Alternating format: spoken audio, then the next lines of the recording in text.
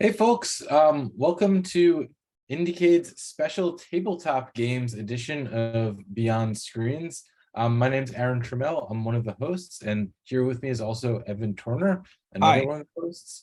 And we thought we'd go around and introduce ourselves and play some games. So here today, we have Casey O'Donnell, Meg Miller, and Figgins with their game, The Creative Dying card game. And Evan, I think, do you think we should just flip it over to them, see, get some introductions, and then hear a little about the game? Yep. I'm Evan Torner, co-editor at Analog Game Studies and also a member of the IndieCade tabletop jury. We found Dying to be a fascinating entry for this year's IndieCade, and we want to learn more from the creators. So at this point, we're going to turn it over to the first person on the team who wants to talk about Creative Dying.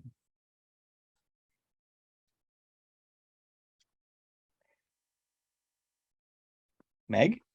All right, sounds good. Hi, I'm Meg. I use she and they pronouns, so I'm glad to use both or either of those.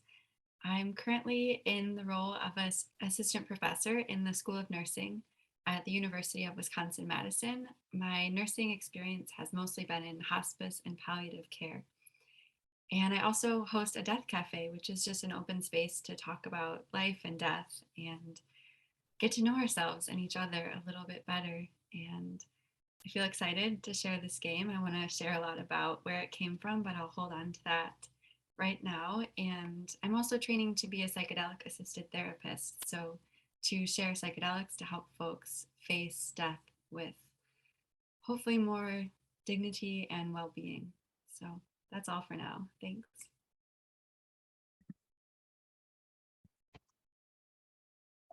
Hi, I'm Figgins, they, them. I've been making games for the past 4 years with the Affinity Games Collective. Before that, my background was really in organic agriculture. So it was a bit of a change, but I also got my degree in English. So I really brought a lot of that into game design. Yeah. So farmer, game maker. Hi, I'm Casey O'Donnell. I am an associate professor at Michigan State University, but that's not why I'm here. I'm part of Affinity Games Collective and one of the co-developers of Creative Dying. So that's probably good enough for me. It's so wonderful to have you all here. We were just blown away by this game when we got a chance to play test it. I I want to gush about it for a second before you all tell us a little more about it, but I felt like one of the amazing things about Creative Dying was how well written it was. It's the sort of game that I could imagine if it had been developed and it wasn't well written, it just would have fell flat. But every prompt that was put in there had the feel that had been really thought through, played with, play tested, really engineered to create a really interesting conversation and mood in the room. And not only that, because of this well-written nature and this sort of easygoing nature of flip a card and talk about it and play it, I felt like the game it helped me see what games could be in a way that you don't always. I think often we see games painted with like primary colors, like this is fun, it's about running and jumping, or it's about getting more powerful. And I think this game plays in this alternate color palette that's just so interesting and deep. And I was just blown away by all of this when we got to play test it. And so I thought it would be great if we could hear a bit from you about what the game is, what it's about, and then we could play it, and then we could kind of talk about it afterwards for the people who are kind of at home watching the stream.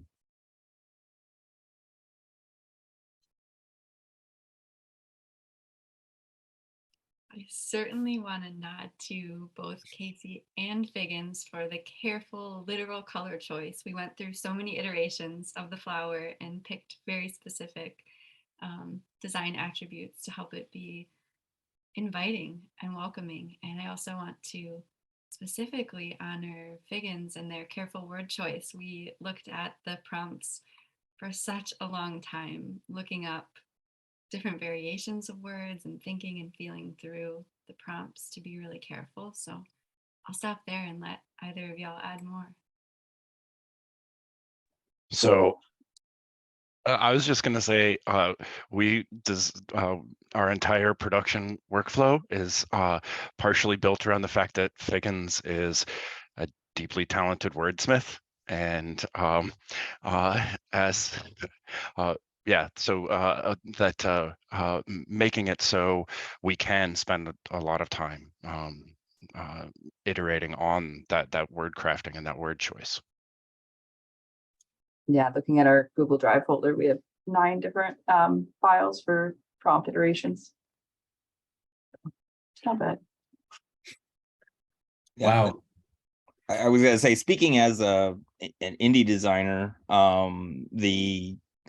there's a long tradition of question-based games, but we haven't really called it out as such. So, the Quiet Year being one of the most prominent sort of card-based question games, just giving you a bunch of different questions that then help you form a story. But Creative Dying distinguishes itself by leveling those questions at the players directly. And why does it do that? Because the players, are, especially now, especially in the last 2 years, 3 years, we are, I think, at a state where we can have those questions leveled at us. We can take it, and we can also build our own narrative, right, out of what we respond. So I mean, you can put a fictional persona there, but it's not necessary. And I think and yeah, it's a brave game. It asks us to be brave, and I'm very happy with that. Yeah, I think that's a great point, Evan. It's not a game that's particularly interested in what character you're playing. It's interested in you, and it's interested in you having this conversation with your friends and community at the table. And I think that's important, that it's really cutting through on that level. I want to demystify the game. I feel bad. We still haven't explained the game, what the game is, to our viewers at home, which is kind of good. We're building tension here. But I want to demystify it. So Creative Dying is this awesome game. It comes in a small box. It has a colorful flower on it. I think Figgins is about to show us the cover right here. Okay, Figgins and Meg are both showing the cover right here. Comes in a small box, and it's just a set of cards. And there's many, like, I think the rules have a few different ways to play them, but the recommended formation is basically you ask a question, the cards ask you a question, there's 2 sides to them. So you can always opt into a different one, and you can always move to a different part of the table. You ask one of the questions, the other person answers, and then instead of just moving on to the next card, there's a conversation that takes place around that question at the table. And so I know I've learned more about myself playing the game, and I hope that others who have tried it have learned more about themselves too. So, so what do you think, Evan? Do you think we should move to the table and play a round or so of the game? Yeah, to quote Desperado, let's play. So, okay, yeah, great. So Casey, maybe you can lead us in a round or so of the game. Sure. So I'll kind of kick things off. So within the box, I think we included, a handful of ways to play, but on the website, we also have lots more, including online play instructions. It doesn't have to be all that complicated, but we have sort of laid it out on the site. And so all of the materials for it are there. In the interest of kind of facilitating things today, we talked ahead of time and we're like, of the ways to play, the easiest is kind of pick and choose, because that will allow us to maybe get through a few more prompts. Like Aaron was saying, because you are often having a conversation, you don't always get through a lot of cards, because you end up having these kind of, you can spend a lot of time just on one. So I pulled up pick and choose, which is, I think, kind of one of the most approachable methods to play. We do have so the rules are all available online. So when we do start, the player with the next birthday will be player 1, and we're going to go start down there, and we'll read the code of conduct and maybe I can kind of MC because clockwise might not quite work. So we'll read through the code of conduct, and then each player will get a chance. Yeah, go for it, Figs. This is actually our instructions for in person. So Casey, if you go down, we have the remote play instructions. So I believe for that one, the order is birthday order. So that way, like, because with Zoom, we might be seeing different orders, that kind of thing. So it goes from whoever's birthday is closest goes first, and to, through us all into whoever's birthday is the least close. So could folks either stick in the chat or we can go around and let's just figure out whose birthday is next. I'm in December. I'm a Capricorn. I'm actually a triple Capricorn. Like there's 3 parts of my sign that's Capricorn. So I'm like the most stubborn person you'll meet ever. I am August 2nd. I'm July. I'm a double Cancer. October 2nd, Libra. June, the Gemini goat in the room. So I guess I'm first. So I'm going to scroll up to the code of conduct here, and so you get to go first, and then I think I'm after you. So go ahead, Aaron. Oh, that's a big jump from December to June, but all right. Okay, so I like that we have the code of conduct. And I don't have the cards in front of me though. Oh shoot, you can't can you see, you can't see my screen? I am seeing the code of conduct screen. Oh yeah, so just go we just go around and read the code of conduct collectively. So Gotcha. All right. Play is voluntary. Players can redraw if they do not want to play a card, say pass to pass on answering a prompt, and come back to me for more time to think about the prompt in play. And so I guess I'll pass it to Casey. be supportive. Give and ask for non-judgmental support. There are no right answers. Listen actively, speak openly and kindly. Give feedback. Offer kind feedback and comments. Give thanks for what others share. Take your time. Silence too is needed for deep conversation. I think Meg is next. Mm-hmm. Ask questions. If you are unsure or unclear about something, ask, can I ask a question? Someone may be able to explain or look it up, but accept that you may not get an answer. I'm last. Respect privacy. Be discreet. Do not share personal details discussed except when consent is given. And of course, this is awkward on a live public stream, but we'll do our best. And I'll throw in the disclaimer, playing this game does not substitute for having discussions with healthcare providers about your end-of-life wishes and or preparing your legal documents. So let's remember, this is a game. It's a serious and very deep, cool game, but this is not law. All right, so I'm gonna just a few other bits here. So we'll go around. So Aaron, you'll actually get to go first. And so I've already volunteered to deal cards since I'm sharing my screen. And so so within the online instructions, muting and those kinds of things. We've already shared the code of conduct, and these are the play instruction, and I'll scroll up to the card browser in just a second. So when it's your turn, just provide me some direction if you want to rotate the card or skip a card, and all of those things. So again, player 1's Aaron, player 2 is me, player 3 is Meg, player 4 is Figgins, and Evan is player 5. I'm gonna go ahead and come up here to the online card browser. Aaron, are you ready? I was born ready. All right.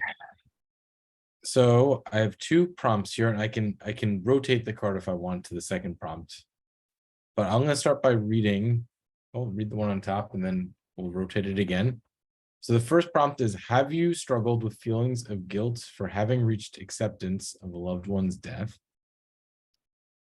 And if I don't want to answer that one, I can answer, how could you embrace personal transformation from a loss?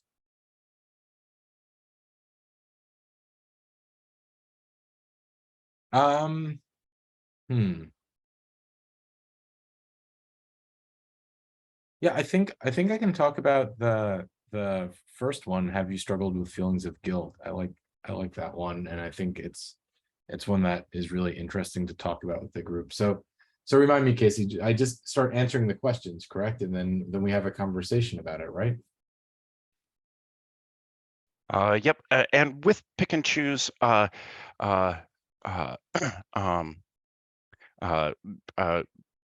we don't necessarily, each person doesn't have to answer. It's more like each person gets to draw a card if they want to, but folks want to chime in afterwards. But yeah, you get to answer it, and yeah. All right. So this is a really interesting one for me. I had two deaths in my family, one after another, last May. It was either the end of May or the beginning of June. So they were like literally one day apart and on different sides. First, my uncle died really unexpectedly through an emergency surgery. And then my grandmother had passed away the next day because she got into an accident, but she had been, she was in her 90s, and she had been struggling for some time. So we knew it was kind of on the horizon somewhere. So both deaths were in New Jersey, and I live in California, and I have a huge phobia of flying. I rarely do it, and if I do fly, I plan it out months in advance. So I wasn't really happy to just get on a plane and go, even though that's really where my heart wanted me to do in a lot of different ways. I knew that it would be too stressful for me. So there's a lot of feelings of guilt there. And I think there, in some extent, there were some feelings of acceptance happening also, because I was upset. But I feel like I had to accept what was happening in the situation, to make the decision. Like, I guess the acceptance was like accepting my own limitations as a caring member of the family, as somebody who'd be better on the phone all week with different members of the family than somebody who is sort of person who, puts on the superhero cape and is there in a flash for everybody. And I felt really guilty about that. And I still do feel kind of guilty about that, but I also think it was the right choice for me. And so I think that's where I am with that question.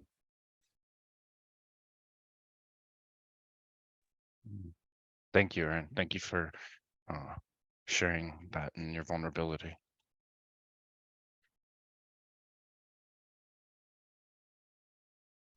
Are you open to some feedback or reflection, Aaron? Oh, I would love it. Cool. I just want to take a moment to honor how self-loving and self-caring that feels, what you just described. I can feel internal pressures inside of me that feel like I need to grieve a certain way or act a certain way. I admire that. Thanks for sharing it. Thank you.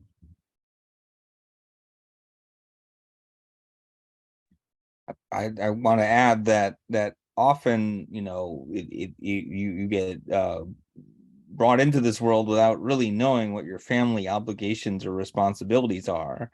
You have this broad word family or a loved one, and we don't actually know what that means we owe them or not, right? Especially when, there are other things on the line and we're juggling everything, and then suddenly, you don't know what caring is supposed to look like, because you never signed a contract saying I will do X, Y, or Z for this person who I'm blood related to.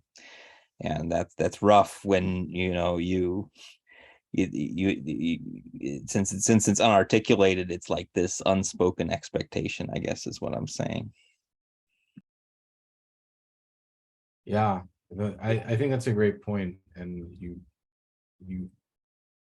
there's so many of those unspoken expectations that come along, especially with death and grief, and also everybody's feeling all sorts of things at the time, so they're all cycling through their emotions too, and so it becomes like a mirror world, because you can't quite gauge how anyone you're talking to from a distance is feeling, because they might be high really one day and they might be really low the next day, and then it becomes hard to gauge how you set in relationship to all those feelings too.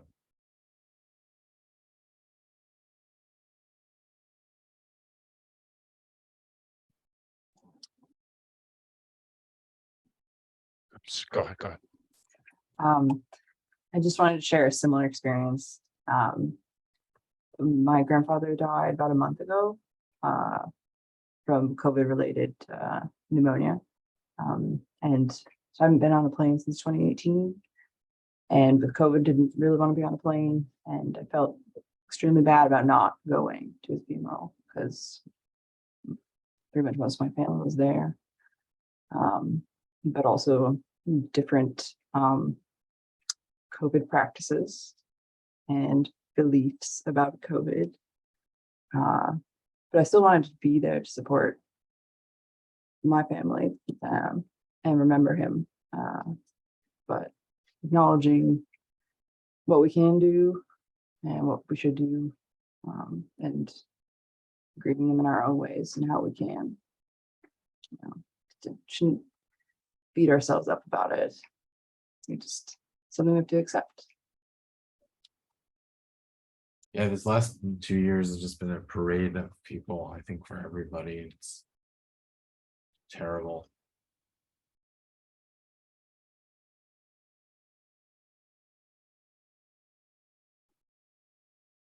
It's strange. Like, we started working on the game with Meg in 2020, and in part for precisely those reasons, all that was going on and all of that. But does anyone else want to answer this card?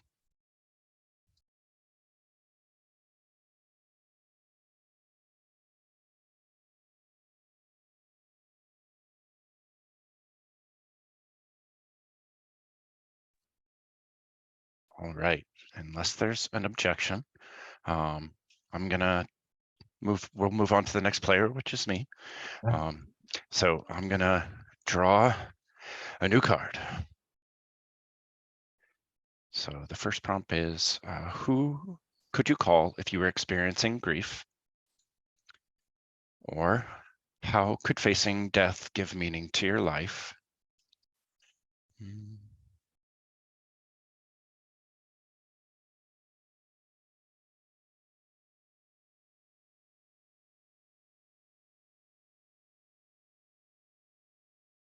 I'm going to draw a new card. What makes a spiritual or religious community supportive for you? Or what do you want done with your body after you die? So I'm gonna tackle this one because it's changed a lot, and actually this game is a big part of why it's changed. So for the longest time, well, first confession, my dad's a funeral director, and has been since, gosh, I was pretty young. And so I've had a lot of funeral homes and funerals and death calls and things like that in my life. And so, my idea of what was possible was really built around the funeral industrial complex. And so it's actually meeting Meg and the Creative Dying Project and working on this that totally altered it. So my original plan was to be cremated and force people to walk my ashes to the top of a mountain in Colorado. That is my aunt and uncle, and my mom lived up there for a long time. My aunt and uncle had a cabin, so I spent a ton of time up there, and I loved going to the top of this mountain. And I was like, I'm going to make everybody walk my ashes to the top of the mountain and spread them up there. Which I really liked that for a long time. But cremation takes a ton of energy, like, and so the more I started thinking about it, I was like, because to me it was just the fastest way to be dirt, and like that I could be dirt much faster if I was already ashes and spread that way. But I've been thinking more and more about, over in Williamston, Michigan, there's one of these alternative burial sites so I don't actually know enough, but I'm learning, and just being buried there without being embalmed, prepped, all of that stuff being put in the ground. And I think, feeding the trees and the plants that way. And so increasingly, I want it to be a bit more like an Irish wake style. Folks can come and say goodbye to my body if they want to, but I hope they tell lots of stories, and that I can just be put in the ground and not embalmed and put in a box, in another box, and on a piece of land that somebody has to pay for and maintain and keep. So yeah, that's what I want. That's beautiful, Casey. Can I ask a question? Go for it. Is the style you're describing like not with a coffin, it's just your body goes into the ground? Meg, would you mind if I tapped you to talk a bit about some of these places?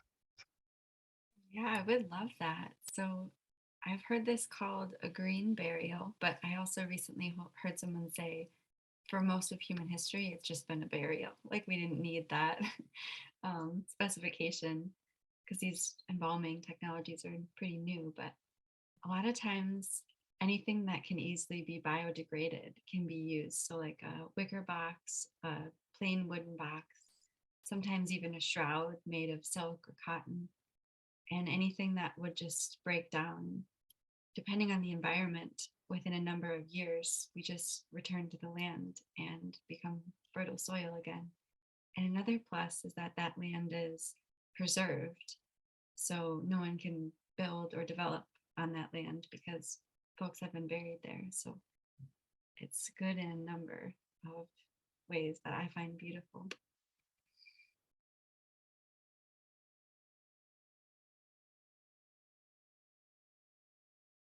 I love that idea. Yeah, once I learned about the like both the energy requirements and also the pollutants that are generated by cremation, then the cremation sort of became less and less attractive as a plan. This is where then having a plan is important, because otherwise it will default to a very expensive conventional burial that also is decided by people other than you. Is it okay if I plug a resource or kind of toss something into the space? Please. Yeah, please. The card browser set you up, Meg. There is a website online, I believe it's the Green Burial Council, and they have a map of the US with little pins where green burial sites are at. So if you want to find one around you, it's pretty easy to do. That's so cool. For me, like if green burial is available, that's definitely what I'd choose. But if I had my own choice, like if it were possible, I'd go more like Parable of the Sower. Like I want to be very green, probably I love the idea of a wicker casket, but I want a tree planted on top of me. And I would choose a willow because that's usually what's traditionally made for wicker. So it's like I took willow and I will make willow, but it's also my favorite tree. But I also want to say California recently passed allowing composting human bodies, but it's going to take 10 to 15 years for them to work out the logistics of it. So that will become an alternative if you're in California. And in other countries, they actually have parts of some of their forests that are designated burial sites. So you can become a part of the forest that you love.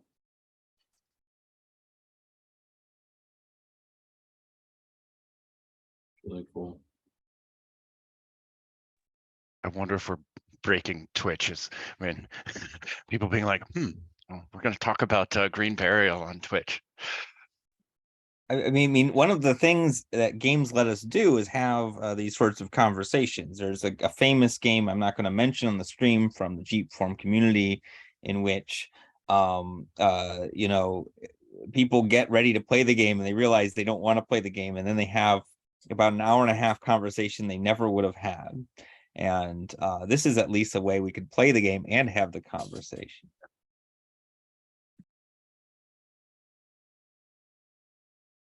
I know folks have already shared some, but does anyone else want to answer this card?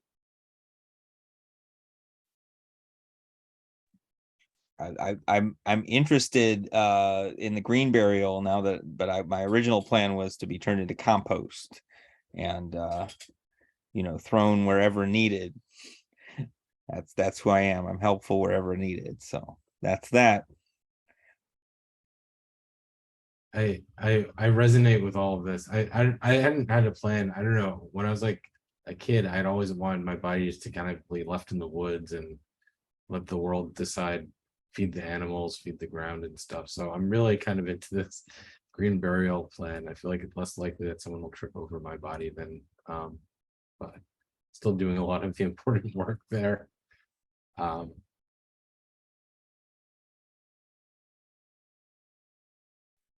I wish it was as easy as just like, hey, bury me on my family's land, or put me in the compost pile, or throw me in the woods, but regulations. And so at least green burial and now California's initiative, like we're getting some more options besides cremation and you're embalmed and put in a box that's been lacquered and sometimes is covered in cement. All right. Figgins, I think it's your turn. Are you ready? Yes.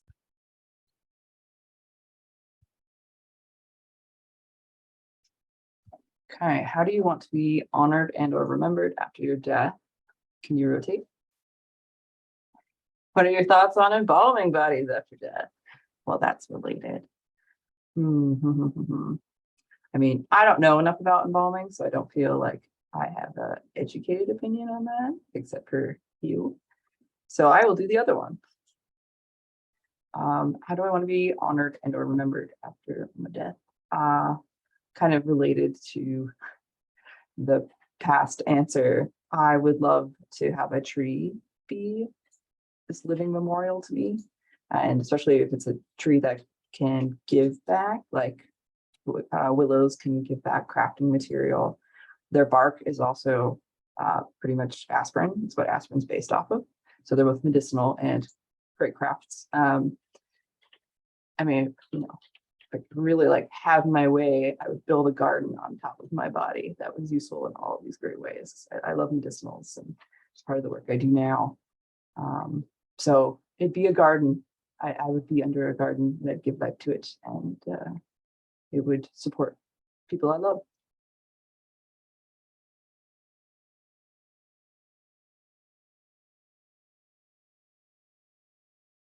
Can I offer Can I ask feedback? you a question? I love the idea of when you talk about medicinals or because of I think it's very much a part of who you are and things that you've taught me and taught, other folks at the gardens. So, can you talk just, I know it's a side thing, but talk a little bit about the garden, because I think about Tender Hearts, because I think it plays into your answer to this question. Sure. So we did actually shoot one of the little 60-minute videos at the garden. We had a lot of fun doing so. We have like a sickle and a scythe. However, so Casey and I help out with a queer and trans collective garden here in Lansing. It's an urban garden. It's not profit centered. It's really about being a community space for queer and trans people, and like just coalescing around projects and potlucks. And so one of our big projects this year was to make a big pollinator food forest that also had like a lot of medicinals, because we had one of our members bring bees to the garden. And so now it's like 5. There's 2 of them now. It's 2 queens. One's like 3 tall, one's 2 tall. So big project, like clearing the area. Fortunately, we did have to haul in a lot of compost, but put in pretty much all, perennials and self-seeding annuals, some fruit trees, but a lot of medicinals. And so like we would harvest weekly and dry them, and then we do distros. So anybody in the collective can get medicine for free, at least the herbal product. And then we have these info sheets, like how you can use them so that we can kind of supply some of our own medicine. Then as a farmer, like I did very much more organic ag, but like lines and rows and, very tractor sort of centric. So as I've learned more in that career, I've really gone away from that towards some more like restorative agriculture and permaculture. And so that's why this was my first time I got to plant a food forest, and for it to be medicinal and for all of us. It's been a really lovely experience for everybody. May I ask you a question? I really love this prompt, and I was wondering how, when you think about honor for yourself, what that word means and how it resonates. Oh, honor. It's a good question. I think of honor as like someone goes to a place to honor this person, to pay their respects, to remember them. So that could be a headstone. It could be an urn, on the mantle, or a place where the ashes were spread. You go there, and it's a sort of pilgrimage to go and honor them and remember them. So that for me would be that place. Thank you. It's a really great way to think about it.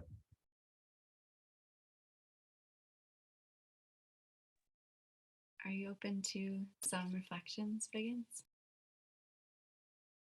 It's hard to think about you're dying, so I want to name that first. Like, I just want to be here together forever. That feels hard, and I love picturing like planting a medicinal garden and like thinking of you and learning about the plants and building relationships, like mutual friends with you. So I just want to name that as well. I'm sad that I didn't take you there while you were here for meaningful play. Yeah, because it's still in bloom, most of it. It's still gorgeous.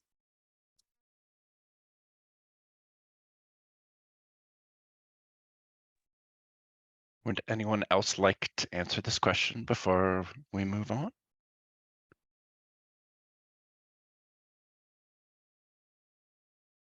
I also don't want to shuttle people along too quickly because it's supposed to be slower. All right, Meg, it's your turn. Thanks for facilitating us, Casey, and keeping us in a direction. I appreciate that. Let's draw a card.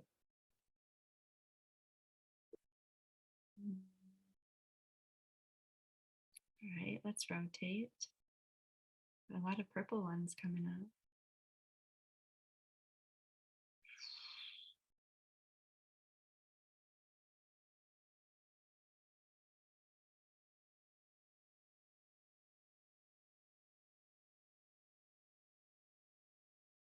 All right, I'll answer this one. What are some of your family's beliefs and traditions surrounding death?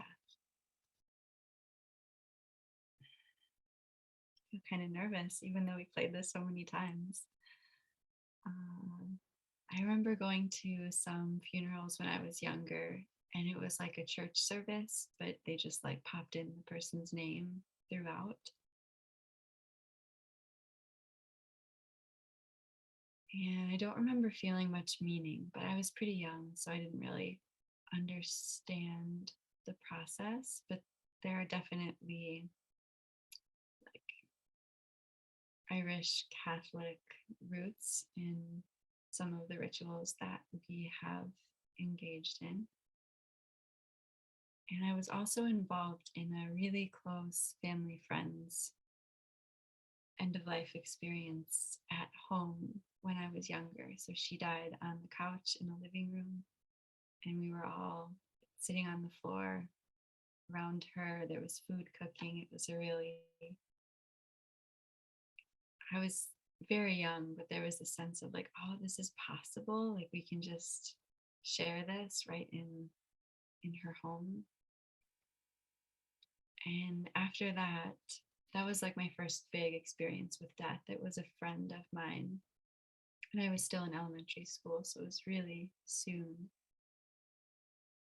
And my mom got a bunch of books about death, including one that I actually have on my bookshelf. She gifted it to me, but basically about like,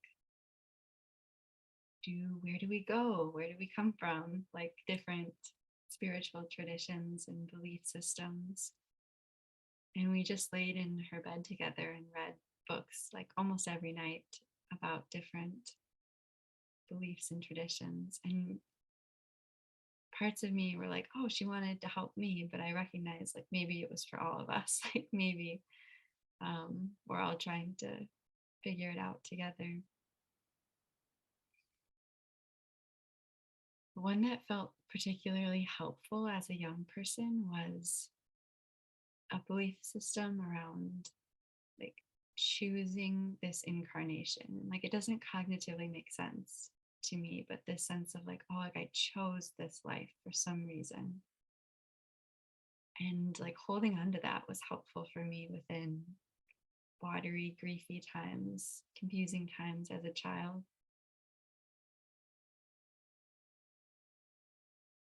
And since playing this game, I've got to learn more about my family's beliefs and traditions. Like my mom saying like, I want to have a party. Like I like feel what you feel, but like you don't have to cry if you don't want to, or we can make potato salad or her other favorite things and like have it be more of a celebration.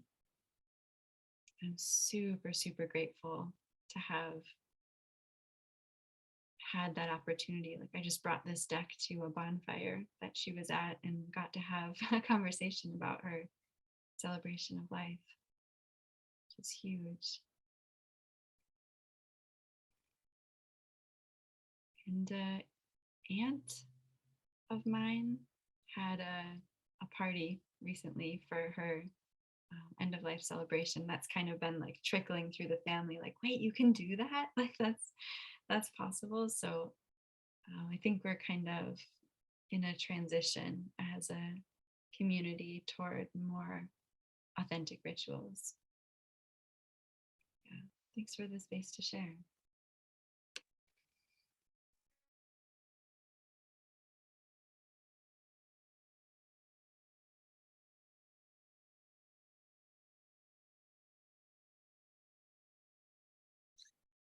May I comment? I don't know why, but the part where you were describing how your mom brought the books home and that kind of moment of awareness that you had where you were realizing that the books weren't just for you, it was for everybody, it was for your mom. It's just such a poignant and resonant, important thing. It feels so human in a lot of ways, and I just feel it. So thank you for sharing. May I make a comment as well?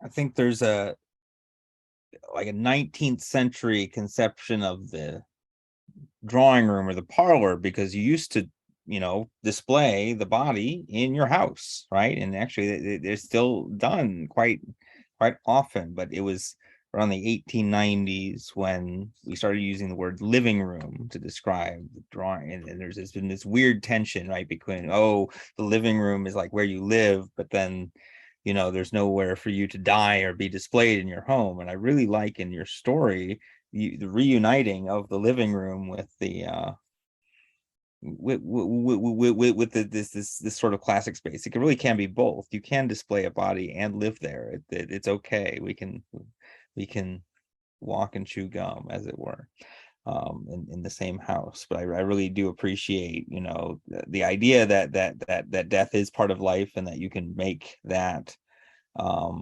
those final moments for somebody, you know, part of the domestic space. So I appreciated your story in that way.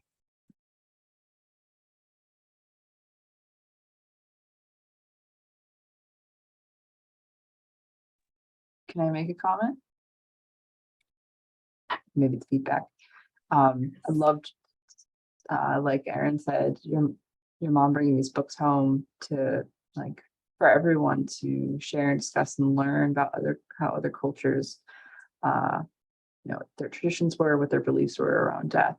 And I feel like maybe that may have had for you, like, helped you think differently about death as you grew up, like not just beliefs and traditions, but like burial practices. Like, no wonder you're so open about this. Your family was open from the beginning. It's great. Really appreciate that. And sometimes I wonder, like, would I be so interested in these topics and talking about death if I didn't like have to as such a little kiddo? It's really, I remember like a general experience of like, oh, this is terrifying. Like, I'm going to die and my family is going to die. And that's really hard. And then also over time, like, what a, I don't want to say gift. That feels one-sided. What an opportunity to decide how I want to spend whatever time I might have. Thanks for doing it together, friends.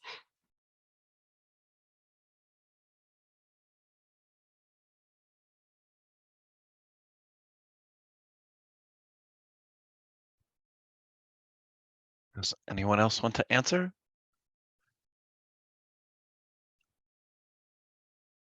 All right. Well, Evan, it's your turn. You ready? I'm ready.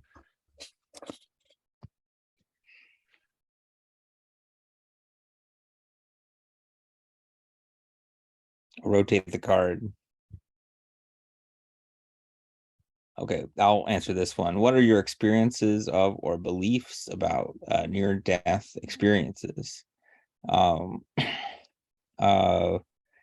believe that humans are sensual beings, that they, you know, have to almost experience everything through their senses, and that, you know, those, I mean, I would say the expression "I feel like death" or something like that, you know, there's some truth behind it, where you know, people can say, oh, I, you know, don't know how I feel like I'm going on anymore, and there's like a depression element to it. There's also, again, for those who I know who did pass away, I had a friend who passed away at the end of last year, and a lot of what he was saying in his, you know, sort of final month on this earth was, you know, I just don't think I can do that anymore, right, and it's these kind of pronouncements, but it also is accompanied with a sensory experience that you know, he felt things were slowing down, that he perceived the world differently, and that he had different dreams, which I'll choose not to reveal here on the stream, but that the dreams were qualifiably different, and at one point he did say, I feel like I'm being prepared for something, but I don't know what. And then he passed away by a heart attack 2 weeks later. And I just think there are some times you don't know, and that's the way it is, but there are other times we do know, and it is a sensory experience, and we do come close to death and experience something. But I don't want to universalize it. I really do think it's very personal. Everyone experiences it in a personal way, and that we benefit by hearing others' stories and experiences. Thank you, Evan, for sharing that. I mean, especially it sounds like it's still fresh, you know. Yeah, it was not expected he would pass away, but then we, in retrospect, had all these signs, right? And I think a lot of the signs were that we didn't want to believe them, right? We were like, oh, guy's in his 40s, right? He's of our generation, so how could he be some, right? That reminds me of my own mortality, so I'm going to push that thought away. And it's only in retrospect that you can really reassemble the story how it actually is, rather than how we all wished it would have been. Which then I think also allowed me to say, no, there was an arc that we could see, but we chose not to see it because life is hectic, and we were all not trying to read the tea leaves there. And I think now we can say, yes, they were experiencing near-death experiences, and also were feeling sort of their body give up in real time.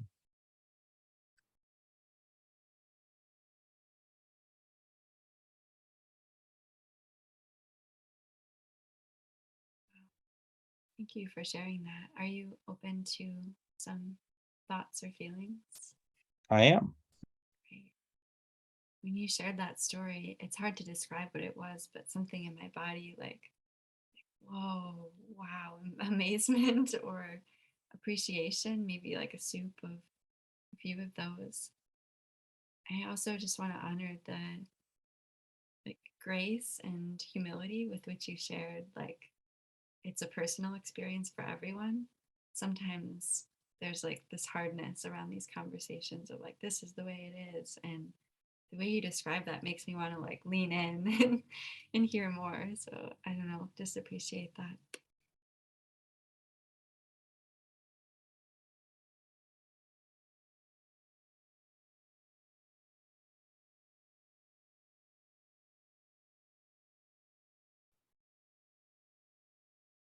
Does anyone else want to answer this card? So one of the rules that I am not always the best rule follower, as Figgins and Meg know from our online playtesting, but so because we managed to have a full round, I wanted to go around in the same order, and just give everybody a chance to say how they're feeling about our time playing together. So Aaron, if you don't mind. I feel great. This was really profound in a lot of ways. I feel like this game has scratched an itch that is really hard to scratch, and when you do scratch it, sometimes you start crying. So I feel like I got the itch scratched, but it didn't go too far, and I just feel wonderful right now. So grateful for all of you for sharing and being with me on this journey. Thank you, Aaron. So gratitude in lots of different ways. So thank you for playing so honestly and open to everybody. But I also want to say thank you as well, because it's great to be able to show and share and talk about this. So the gratitude runs deep, but I also love the fact that it's been a long time, I think since Rutgers, Aaron, that we haven't, so it's nice to see folks, and so it's gratitude on a lot of levels. I'll be quiet. I feel like gratitude is the most often thing said for this stuff. And I feel it still, like I feel it after this. Gratitude for how much people shared, but also like asked questions, gave feedback, like really kind of dove into the experience, because I think creative dining does a pretty good job of making a space, giving people the tools, setting the tone and the expectations for people to be vulnerable. And so I think that's why we hear gratitude a lot. Also because, especially for all Americans here, Americans tend to not talk about death until it's too late, and then we still don't talk about it. So gratitude for everyone here and for the game.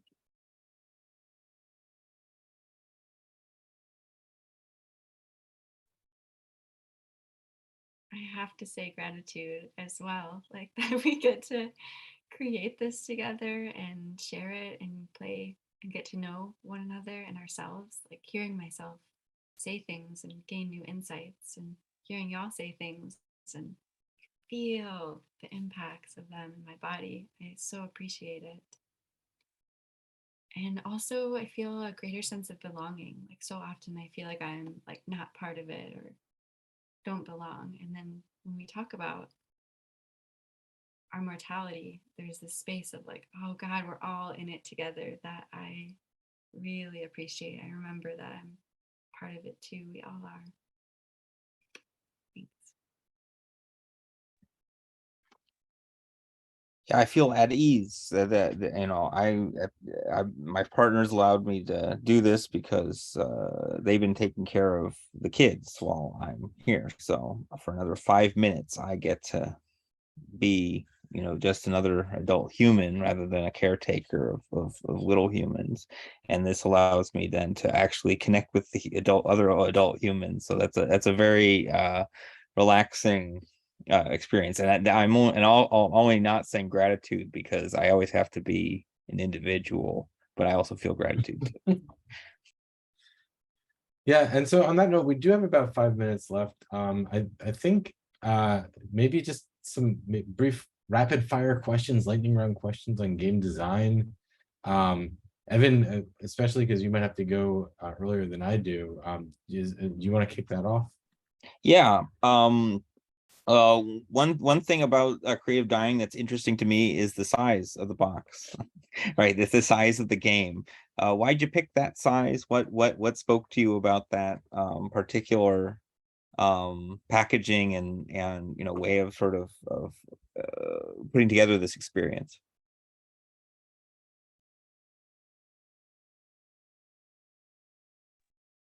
I'll start a little bit.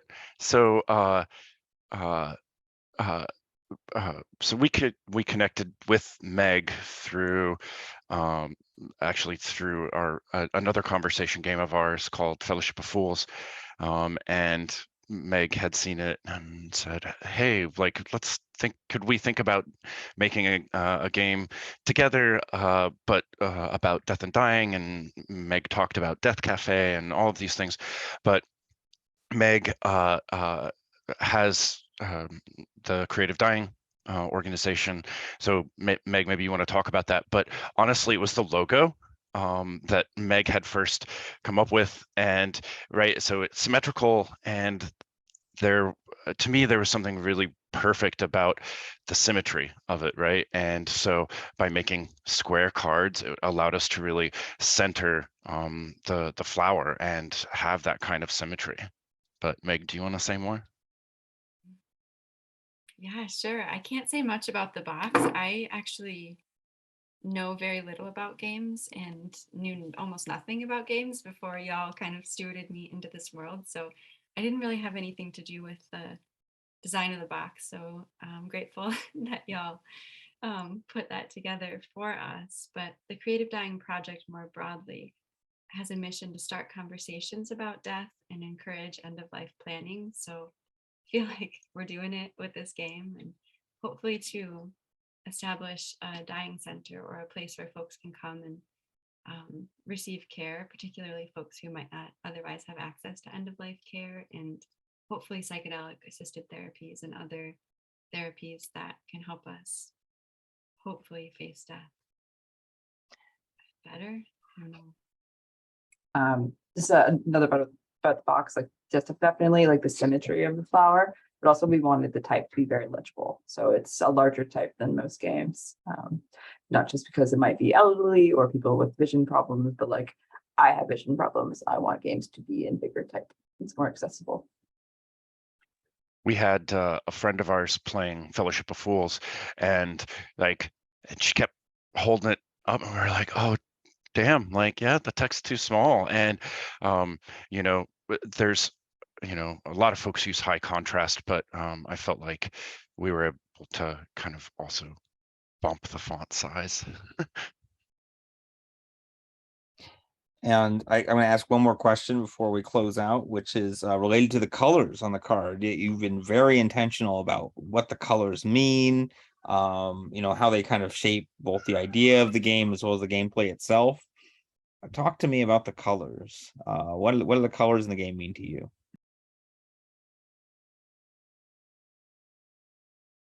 Okay, I mean, since I did the colors, like we wanted it to be not black and white, which is Meg's logo for creative design. We wanted to also sort of represent the diversity of the stages, the steps, even though it's non-linear, but how sometimes they blur into each other. Just like one prompt, my answer can also blur into my answer for another one, and they're dealing with different emotions, different beliefs. And so we wanted to show this spectrum of both color, but also experiences, and this blurring that can be beautiful. It's not easy to just be like, God, this is red, anger.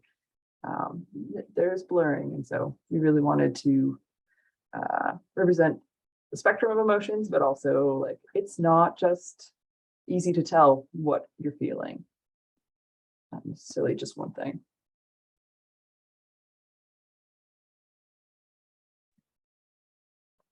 Brilliant. I think at the risk of ending a perfectly good conversation, I'm going to also be respectful of everybody's time and say that this has been an absolute pleasure. It was great to play a game that normally would probably never get Twitch streamed, right? Live on Twitch stream. That's what IndieCade is for. And I do encourage anybody, to try out not only Creative Dying, but all the different IndieCade games. They're really a display of the range of what games can do, what they can mean, what they can let us do. And one of the most important activities that we can do is talk about death. So I encourage everybody to check out Creative Dying. Aaron, you have any final words for us? You said it so eloquently, Evan. I think this is just a beautiful game, and I think it's a beautiful experience, and just a delight to get to share this hour with everybody here. So I always feel like, sometimes you get a room and it's that one time that thing gets to happen, and each one of those times is really special. And in so many ways, this is one of those special times. So thank you all for being here and sharing your game. And I hope that there's many happy returns and many other people are inspired to go out and find your game because of the stream and because it's been nominated by IndieCade. So really glad to have you here. So Thank you, everybody. Thank you for having us.